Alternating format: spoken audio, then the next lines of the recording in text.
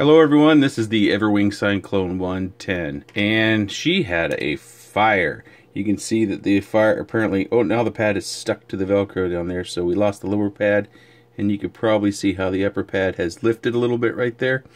So let's jump right into that. Here's the DVR footage. You can see that I'm kind of going through my PIDs, and one of the reasons why you'll look at these PIDs and think they're ridiculous is I was having a problem with motor heat, and I was trying to reduce that heat through PID tuning.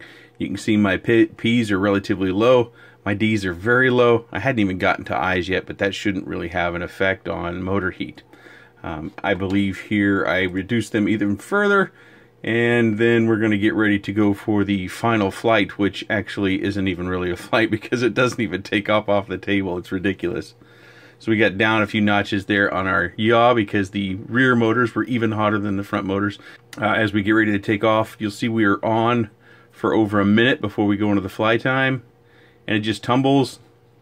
Now hold right here next to where it says exit, and we have that E or the 3.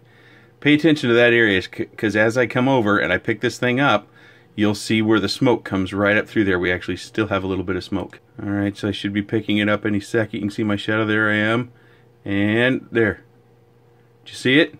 Right before I pulled the battery, a little bit of smoke flew by. I don't know, I thought that was interesting to catch that smoke flying by. Also, the camera that I use to capture audio, let's take a look at that real quick. So again, we've got this on for a couple of minutes, and I'll slow this down. And it just kind of, see that blue light in there? I'm pretty certain that's whatever is causing the fire. Because when I set this up, I don't recall seeing any blue lights. I saw green and red. As a matter of fact, after the fire, I've plugged the flight controller into with USB, and I only get red and green lights as well. So that little blue light, that could be the green light. It could just be the camera poorly reproducing the color. So it could be green, but I'm kind of curious, wonder what you guys think, if that's the short that's going to cause the fire. And you can see as we spin up the motors, she just tumbles off to that rear motor. So this is a review that is over, and I'm actually kind of thankful that it's over. I spent 2 days and probably about 25 batteries trying to tune this. I will show you one flight that's kind of, it's just a cruising flight. The machine will fly. Now, whether you want to take a will fly attitude towards your purchase, I would adventure not, but you might want to investigate this one further. They use I think it's a 12 or 13 amp ESC. I'm not even looking at the specs right now. It really doesn't matter to me anymore, because regardless of what they're using, I think you need to go out and you need to see a bunch more of these reviews, and you need to see reviews that are hopefully over multiple days and lots of battery packs. So you kind of have to judge the review. Because again, I could have shown you one flight and said this was fine, and put it on the shelf, taken some beauty pictures for thumbnails, and said, oh great, you need to get one of these. But I kept flying it because I was trying to solve that problem. So if you see a, whether it's a review or just flight footage, look at it. Is it tuned? Have they gotten this to where it doesn't have the hard oscillations? It is running Betaflight, I think 315, so it's pretty old. The Fly Tower does not have the Betaflight OSD. It's got the MW OSD, which is a pain. It's slow to respond to the sticks. It works kind of wonky. It kept changing my PID profiles. It kept resetting my rate profiles. I'm not very good with it, so I'm just kind of saying those things as a complaint against MW OSD. That is kind of, what is it, almost a year and a half to 2 years ago tech. So that's a little bit of fail. I'm most excited about these motors. 1205 is the first of their kind to my knowledge, 7,000 kV. And I'm worried though that they might not be manufactured in a way to where we can run them effectively. But I'm not certain that my motor heat had anything to do with other than maybe just a faulty ESC, because it did eventually just fry itself. But back to doing your research. Look at many of them, see if it's tuned, see if it's more of a one-day review. Oftentimes I get reference videos that they can just be someone's flight footage, or they can be someone who's trying to get into reviews, or someone who's well established in reviews, and they do look like one day, 4 or 5 battery pack reviews, and it's quite possible that they can put together a review with just a few battery packs. But what I'm telling you is be careful. This thing is $180. I think they've done a poor job of putting together the specifications. They got some new motors.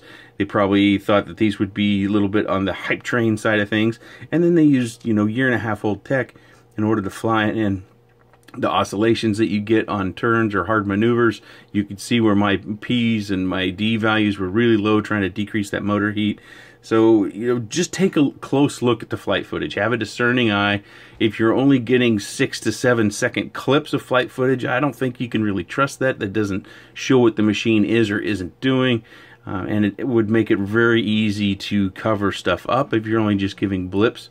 I know that there are people who review who have various flight styles and flight characteristics and experience, so I'm not necessarily trying to grade anybody. I just think it's so important when something like this comes out and it's faulty, or appears to be faulty in my case, that you do a lot of research before you decide to make a purchase. One other thing, this has got, a no-name CCD camera on here, and they've got a 2.3mm lens, and you can still see this. And again, if they would just take this and make a slot in here, we could adjust the camera forward and back based upon what we want as users. It's a very easy thing to do that I think all manufacturers need to find a way to incorporate into their designs. Camera protection with the ability to camera adjust. They used hot glue here on the LED buzzer thing, and that just pops right off, so don't be surprised if that falls off and gets chopped off. It's just kind of pressure fitted on here a little bit. The VTX doesn't indicate that it has the ability to go up in wattage, so I presume it's running 25 milliwatt. Specifications on GearBest website does not tell us. And the only other thing you get in the box besides the foam containing the quad is an extra set of props.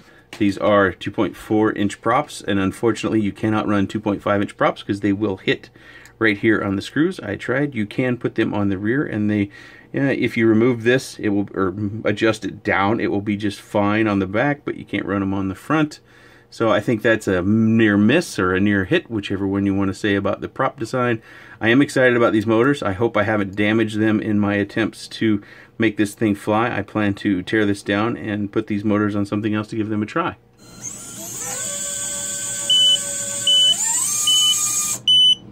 I do have one flight that I will show you. It's a full flight. It's about 2 minutes and 30 seconds. Near the end of that, I do go ahead and I just hit it one time with a punch and throw it up over the house. I don't know. You'll have to look and see if I actually get to 100%, because my feeling is, I've watched it a few times, but I keep forgetting to look at that throttle. I do have the throttle on screen. It's just there by default. I didn't set that up. You also notice it's got the horizontal slide bars and all that stuff that I don't typically fly with, and that's part of the problem of MWOSD. You have to go through different gyrations in order to get it configured the way we want it, and I think that's a miss as well. But so I do the one punch, just kind of throw it over the house. The tune in this flight is not good, and that's one of the things I'm fighting, is trying to get a decent tune, but I'm also trying to cool the heat. You'll notice whenever I do a roll that I get some hard bounces. That's because the P's too low and the D's too low. I've actually tried to see if I can fly around that by doing kind of a swooping, slower, not necessarily a snap roll, but it doesn't work out. I do end up kind of rolling over in the crash, and at the end, it's not much of a crash. I'm quite certain that if that crash caused any damage to this ESC, which resulted in it dying, that again, there was something wrong before I even got started, because we're talking about over 20 flights. Some of them were short because of tuning issues. Some of them were multiple takeoffs and restarts. Do your research. It's expensive. It's using old tech. We got generic camera. About the only thing that's really exciting about this one, in my opinion, is this new class of motor. These 1205 7000 kVs. I don't know who they're making. It's Flycolor branded, and they are pantsless or naked design, however you want to say that. I did check the motors. I know that you probably can't quite see that, but the motor mounting screws do not come up and touch the windings. The rear motors got substantially hot, and the front ones were much warmer than expected. It's unfortunate that this thing just doesn't fly very well. So hopefully other people get good ones that fly well, and they can exploit those good flight characteristics if they exist. But I do think overall there were a couple of things that they didn't do very well. They didn't secure the LED and buzzer very well. They poorly chose props. They probably should have changed their dimensions a little bit. The camera needs to be able to be adjusted. Please stop doing any sort of dinosaur bunny design. I don't think anybody is attracted or cares about that stuff. It has the possibility of doing a top mounted, but again, with these up here, You don't want to vertically mount your battery, and if you put a 3S battery on there, that's what it'll look like. So you're going to have to do something much smaller than a 550, of course. You could get a China Hobby line.